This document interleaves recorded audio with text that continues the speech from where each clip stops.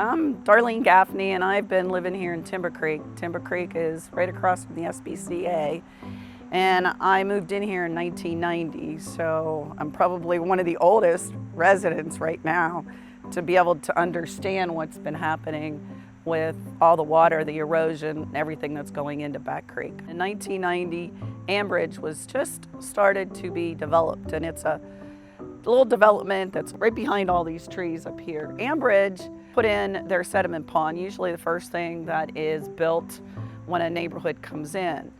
And Ambridge wanted to have a beautiful pond up there. So originally at the very beginning, what they did is they blocked those holes. So the water then flowed over the top, and it didn't work like it was supposed to as a sediment pond. And my neighbors that used to live right next to me, we started to notice how water was just flowing all the way through here.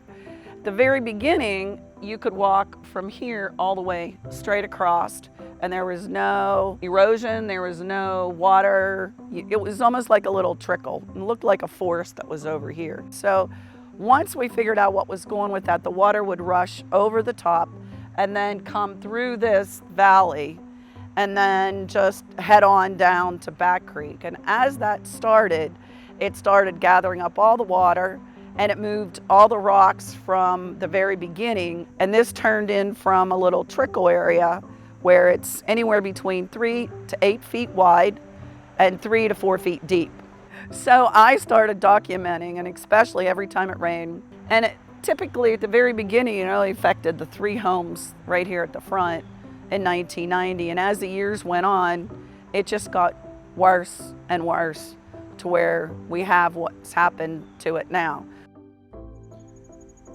Degraded streams like this exist all over Anne Arundel County, and we might not see them, but they are there, and sometimes they're even in our backyard.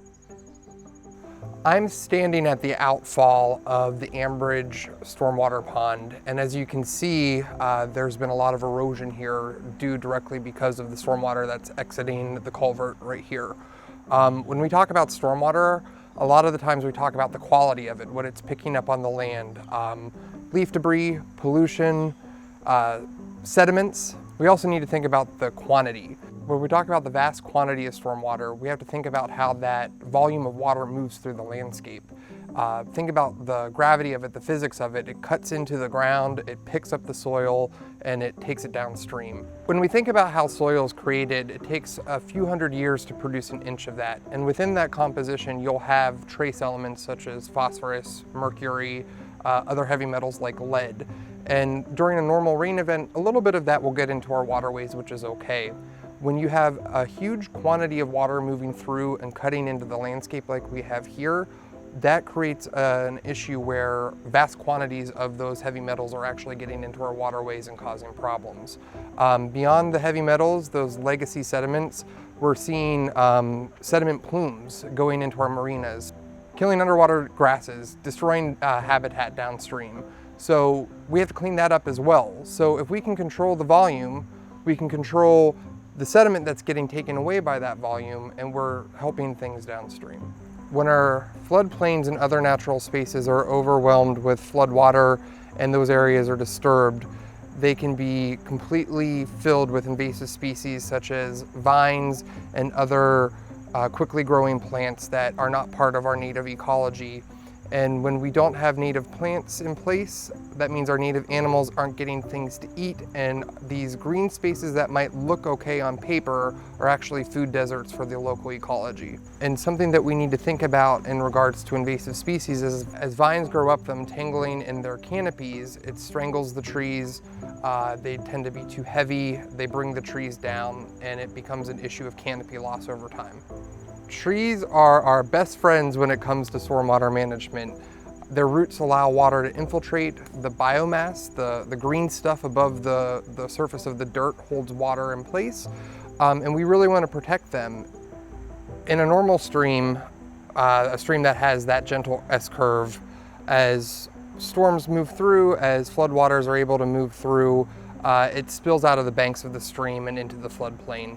And the floodplain is a really important component of cleaning our waterways. It allows water to infiltrate down and replenish our shallow aquifers. It cools the water down.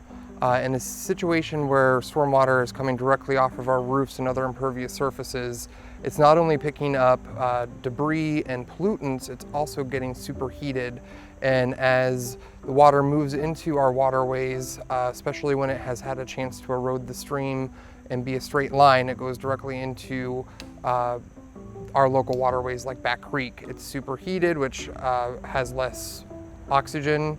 It causes algal blooms, and it's another component of why stormwater is so destructive in our local waterways.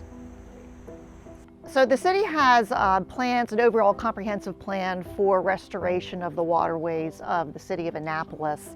And we're looking at restoring waterways, starting with our creeks and streams with a holistic approach. So a top of the watershed down to the bottom of the watershed as it empties out into a creek or into the bay. And in the beginning, we are looking at two particular watersheds, the Back Creek watershed and the Spa Creek watershed. These are areas where we have significant stream degradation due to development that has went on around it. Many of these developments went in prior to stormwater management requirements. So some have no stormwater management in the area, and others have very limited stormwater management. So the city aims to address all of these issues, the community concerns, perform some ecological uplift, reduce the flow and the velocity of the water during storm events in particular, and creating better shorelines that are more natural and can perform their natural function to stabilize the stream, to stabilize the shoreline, and provide a better ecosystem for wildlife.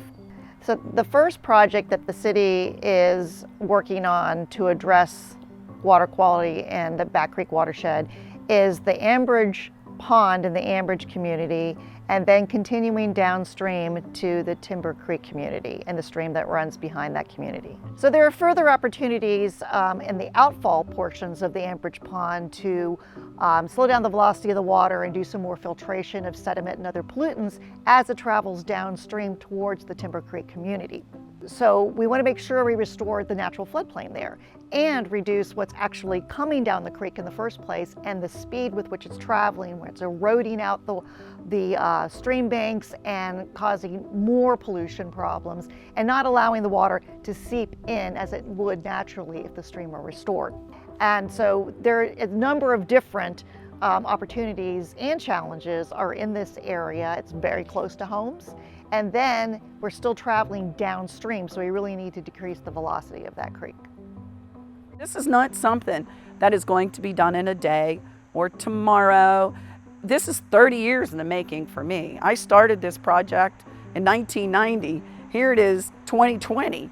And next year, it's finally after we've been working on this for last 5 years. It's just now coming to fruition probably next spring or summer. But I think you just have to keep moving forward and find out from what the other communities did. If I wasn't guided, I wouldn't have known where to go with it.